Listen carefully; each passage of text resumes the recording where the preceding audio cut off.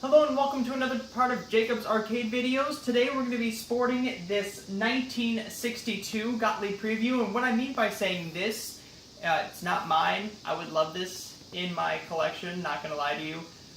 This would be the oldest piece that I've ever worked on. I've worked on a 1963 and a 1967, but this one is a 1962, and I've never worked on a Gottlieb machine before, so this was a little bit of a challenge for me. My buddy had this in a warehouse that he ended up purchasing a little while back, and the owner of the warehouse said he wasn't going to do anything with it, and so what he did was he said if I wanted to give it a try and work on it, to get it as close to working as I could, that he was going to give me the first dibs on that. So what I did is I said, of course, I'll give it a try, and I got the machine up to about 98% functional. And what I mean by 98% functional is there's a couple tweaks with the game that could be completed by someone who's more of a professional than I am.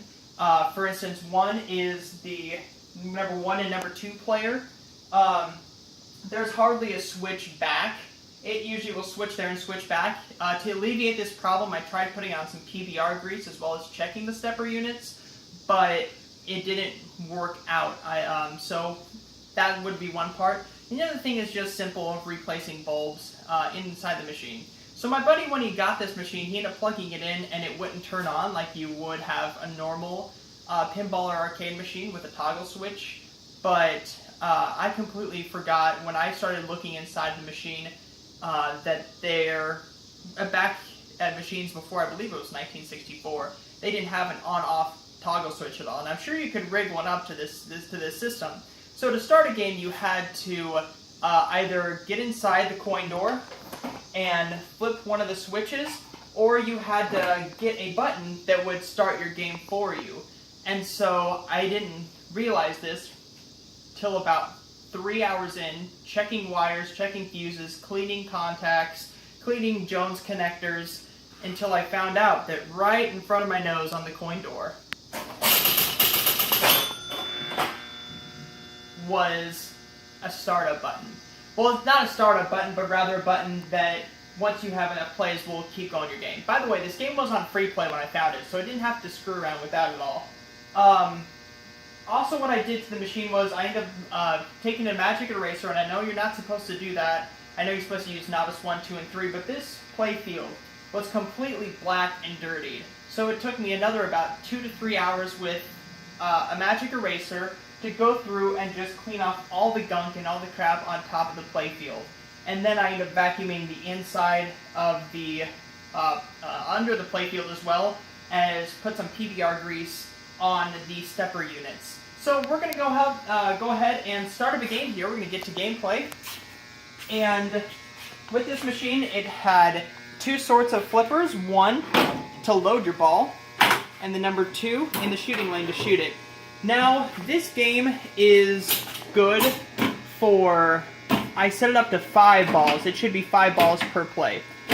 And the machine is super relentless. You get a lot of gutter balls every single time. But the good thing about that is, if you can get a gutter, sometimes when you get lights lit, you can get yourself about 100 points, which is pretty good, because about the highest thing you can score on here is just, the highest you can score is 1,999. That's another thing that needs to be tweaked with the game, is they have a 1-point scoring coil, a 10-point scoring coil, and a 100-point scoring coil.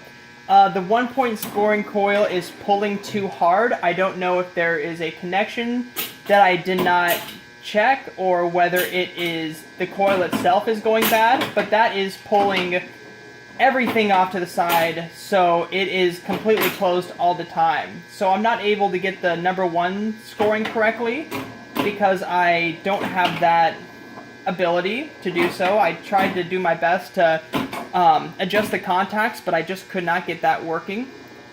And I also ended up having to get the tilt mechanism working again. The tilt mechanism at the beginning, there was a loose screw, so I ended up, since I didn't have a screw at the time that would work well with it, I had to duct tape the little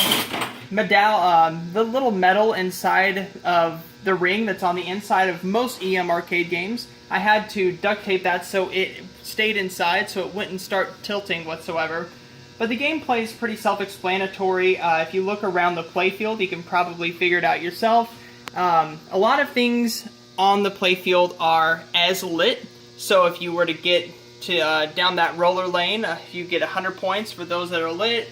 And any time you hit a little of these flipper rollover switches, as long as all 5 are lit, you can actually make a little lane across, and it'll give you 10 points each time, which really helps in the long run with trying to rack up your score. So this has been, not mine, definitely would love it in my collection, but it's a 1962 Gottlieb preview. I've done about as much as I can to this machine, but I'm glad that we brought it back to life. I want to thank you very much for watching this video, and have a absolutely wonderful rest of your day.